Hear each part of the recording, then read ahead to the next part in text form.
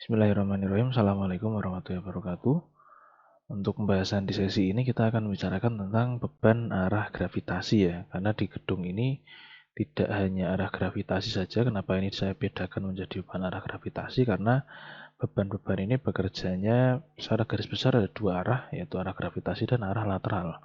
Nah, yang akan kita bahas sekarang adalah beban arah gravitasi. Untuk peraturan dan standarnya, untuk standar pokok yang diacu adalah SNI 2847 2019 tentang persyaratan beton struktural ya untuk bangunan gedung. Kemudian SNI 1726 2019 tentang tata cara ketahanan gempa. Kemudian 1727 ini tentang beban minimum. Kemudian ada standar tambahan yang bisa dipakai yaitu SNI 8900 2020 yang berisi tentang panduan desain sederhana untuk bangunan beton bertulang. Nah, di dalam sini ada banyak panduan sederhana yang mudah untuk diikuti dan itu relevan untuk digunakan untuk bangunan-bangunan yang kisaran 5 lantai gitu. Dan ada untuk jenis-jenis bangunan tertentu, dia sudah ada di dalam sini, bisa dipakai atau tidak gitu. Misalkan untuk rumah sakit itu tidak bisa, kemudian untuk bangunan apalagi untuk residensial itu bisa dan lain sebagainya.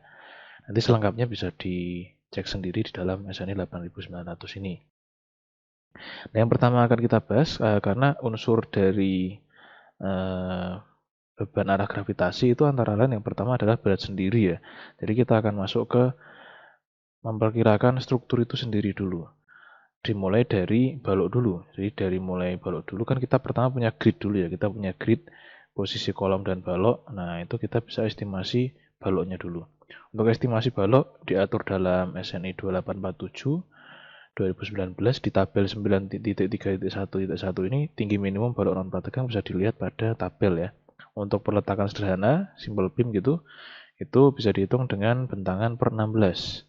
Kemudian apabila baloknya menerus satu sisi, jadi misalkan di satu sisi itu berhenti di kolom, kemudian di sisi yang lain itu menerus gitu, itu bentangan per 18,5. Apabila menerus dua sisi ya, karena kan namanya balok itu satu garis, jadi ada dua ujung. Nah, kalau itu menerus di dua ujungnya, itu bisa dihitung diestimasi bentangan per 21. Kalau cantilever, bentangan per 8. Tapi ini teori ya, ini teori yang diberikan oleh estimasi yang diberikan oleh SNI 2847 2019.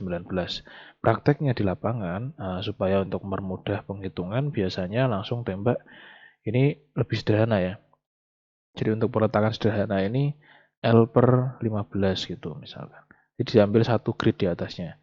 Terus kalau misalkan L per 12 maaf, L per 12, kemudian untuk menerus satu sisi dan dua sisi L per 15, kemudian untuk cantilever diambil L per 6 sampai L per 7. Jadi kisaran di situ.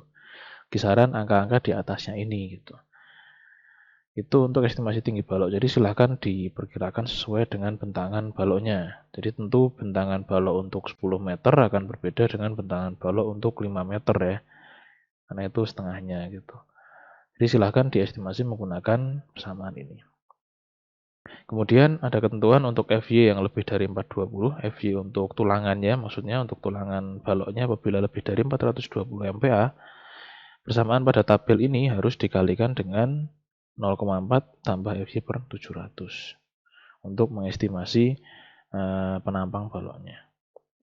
Berikutnya setelah estimasi tinggi baloknya, untuk lebar baloknya nanti bisa ditembak sekitar setengah sampai 2/3 ya, setengah sampai 2/3 dari tinggi baloknya.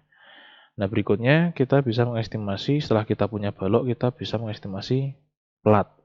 Jadi platnya kan membujur melintang antara balok dan menumpuk ke balok. Nah, untuk estimasi tebal plat, SNI 2847 2019 memberikan dalam tabel 8.3.1.2. Nah, di sini bisa dihitung ini adalah rasio antara kekakuan dari balok dengan kekakuan dari pelatnya. Nah, kalau rasionya itu adalah kurang dari 0,2, maka bisa cek ke pasal ini. Kalau di antaranya ini, maka 125 mm atau hitung memakai persamaan ini. Nanti diambil yang paling besar. Kemudian kalau rasionya itu lebih rasio kekakuan antara kekakuan balok dan kekakuan pelatnya itu lebih dari 2, maka ambil yang terbesar antara 90 mili atau hasil hitungan dari persamaan ini. Begitu. Nah, setelah kita mendapatkan estimasi tebal pelat, jadi kita sudah mendapatkan tebal pelat, untuk untuk menentukan tebal pelat kita harus menentukan panjang bentangnya dulu ya. Ini ada LN. LN itu bentangan. Nah, LN ini jadikan posisinya tergantung dengan posisi balok anak. Kita sudah punya grid untuk balok induk dan kolom, tetapi di grid itu tidak ada posisi balok anaknya. Nah, silakan direncanakan balok anaknya. Mau diambil tiap 3 meter, mau diambil 4 meter. Nah, nanti panjang bentangan pelat itu akan mengikuti posisi dari balok anaknya. Jadi kalau misalkan balok anaknya diambil jarak 3 meter kali 3 meter ya berarti bentangannya ini adalah bentangan untuk pelat 3 meter. Kalau posisi balok anaknya itu tiap 4 meter ya berarti bentangan pelatnya ini adalah 4 meter. Jadi silahkan direncanakan balok anaknya, kemudian diestimasi tebal pelatnya. Seperti itu.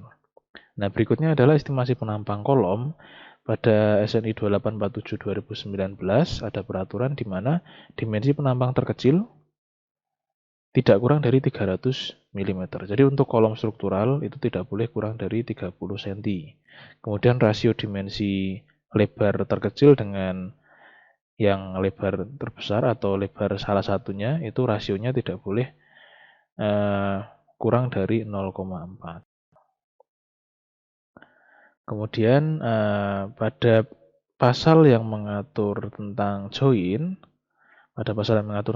itu ada aturan kalau di bagian join balok kolomnya itu si kolom yang tempat menumpu balok itu lebarnya harus cukup untuk memberikan ikatan sepanjang 20 kali diameter tulangan longitudinal. Jadi kalau misalkan tulangan baloknya itu 20 mili, ya tinggal dikalikan 20.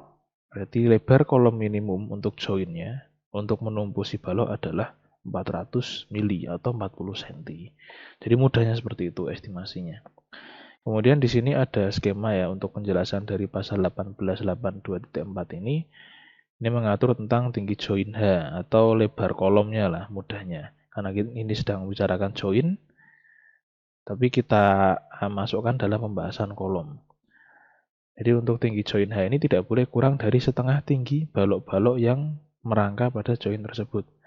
Jadi di sini ada balok-balok yang masuk ke kolom ini ya. Nah, lebar kolom ini tidak boleh kurang dari setengahnya tinggi balok yang masuk ke kolom tersebut seperti itu. Jadi ada persyaratan ini ya, 2 ini. Kemudian ada persyaratan tambahan karena mengatur join ya, karena kolom itu kan salah satu elemen pada join. Nah, pada pembahasan kolom sebagai join ada persyaratan 2 ini. Jadi beberapa persyaratan ini tolong diperhatikan dalam mengestimasi penampang kolom. Kemudian berikutnya adalah hitung beban ADL, additional dead load. Ini tipe ya, dead load harusnya. Nah, di sini saya ambilkan dari SNI 8900.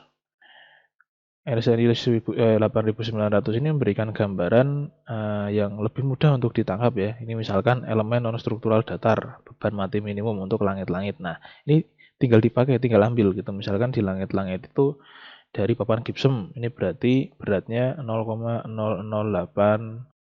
kilonewton per meter persegi per milimeter tebal. Terus kalau ada saluran mekanikal itu berarti tambahkan sekian. Kalau ada sistem sprinkle berarti tambahkan sekian. Kalau ada apalagi ya tinggal tambahkan sekian. Ada sistem menggantung dari kayu tambahkan sekian seperti itu. Jadi tinggal ini aplikatif sekali gitu. Jadi kita tinggal masukkan angkanya. Kemudian ada beban mati minimum isian lantai. Kalau itu spesinya ada pasirnya berarti masukkan angka sekian. Batu betonnya sekian seperti itu. Per milimeter tebal. Kemudian penutup lantainya. Nah, di sini ada juga tinggal mengaplikasikan, ada pakai batu pipih, ada marmer, ada finishing beton, ada aubin keramik dan lain sebagainya. Nanti silakan disesuaikan dengan pemakaian. Kalau misalkan pemakaiannya pakai marmer ya berarti pakai ini. Gitu angkanya. Tolong diperhatikan satuannya ya. Ini untuk yang LB per feet kuadrat ini untuk yang kilonewton per meter persegi. Untuk yang satuan SI yang ini, yang sebelah kanan. Itu untuk beban ADL. Jadi beban ADL ini diterapkan pada plat lantai, karena ini bekerjanya di plat lantai. Kemudian ada beban hidup ya, hitung beban LL, live load. Nah, ini diambilkan dari SNI 1727 2020. Ini tinggal memilih fungsi bangunan atau fungsi ruangannya sebagai apa. Misalkan dia berfungsi sebagai gedung pertemuan dan itu di bagian lobi, maka beban meratanya untuk lantai yaitu beban hidupnya 4,79 kN per meter persegi. Apabila itu sebagai ruang makan atau resto, 4,79 kN per meter persegi dan seterusnya. Tinggal disesuaikan apa fungsi dari ruangan atau bangunan tersebut gitu. Nah, di sini di sebelahnya ada reduksi beban hidup, diizinkan atau tidak. Nah, di sini ada ketentuan untuk mereduksi beban hidup. Jadi ada bangunan-bangunan yang fungsinya itu bisa menentukan beban hidupnya itu boleh direduksi atau tidak. Misalkan di sini ya, di sistem lantai akses untuk ruangan kantor itu bisa direduksi. Nah, pasal berapa yang membahas tentang reduksi untuk ini? Nih, pasal 4.7.2. Jadi nanti bisa dicek ke pasal ini untuk ketentuan reduksinya. Tapi apabila tidak dikehendaki mereduksi, ya langsung pakai ini saja gitu. Jadi pemakaian angka ini adalah angka yang konservatif, dia lebih aman. Lalu apabila dikehendaki mereduksi beban, nah berapa yang diizinkan untuk direduksi, seberapa persen yang boleh dikurangi dan lain sebagainya, itu silahkan merujuk ke pasal-pasal yang disebutkan ini. Kalau misalkan mengatur tentang balkon atau deck, ya merujuknya ke 4.7.2 itu gitu dan seterusnya. Rumah sakit 47.2 seperti itu. Itu untuk beban hidup. Nah, berikutnya untuk hitung beban per lantai, ini fungsinya apa? Karena dalam analisis kita memperhitungkan gedung itu masih tetap sebagai dua dimensi ya. Hanya saja dalam pemodelan software itu kan tampaknya 3D, tetapi penghitungannya masih tetap dua dimensi. Dua dimensi di X, dua dimensi di Y, seperti itu mekanismenya.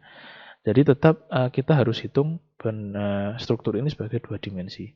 Nah, untuk menghitung beban lateral nantinya, ini pengantar untuk beban lateral ya. Pengantar untuk beban lateral, tetapi di sini pembahasannya sebagai beban gravitasi.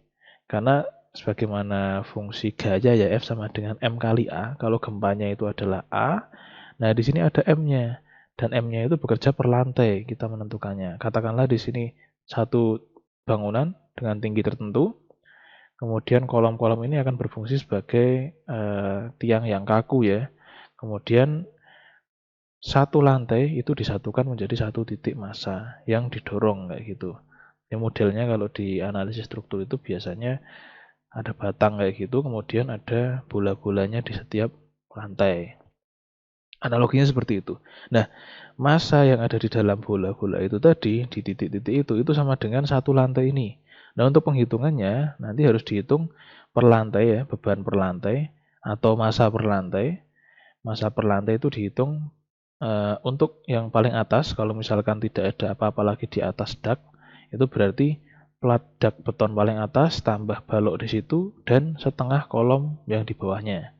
Kemudian, nah ini di sini ya. Kemudian yang lantai bawahnya itu berarti satu gelaran plat di sini dan baloknya dan setengah kolom di atasnya serta setengah kolom di bawahnya. Begitu seterusnya sampai ini sama polanya ya sampai ke lantai 2.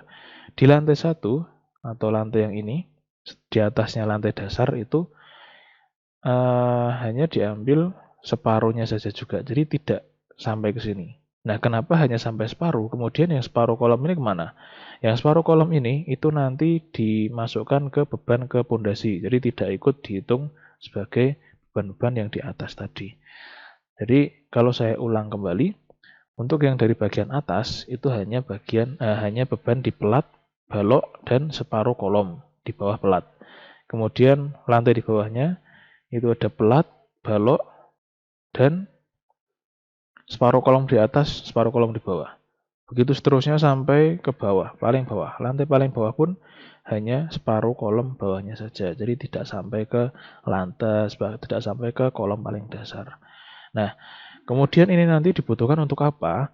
Setelah bisa menghitung berat per lantai, nanti akan dihitung berat total bangunan, nanti larinya bisa sampai ke base shear atau gaya geser dasar, kemudian bisa larinya ke untuk menghitung periode bangunan juga dan lain sebagainya. Nanti akan berguna dalam analisis ke depan untuk perencanaan gedung.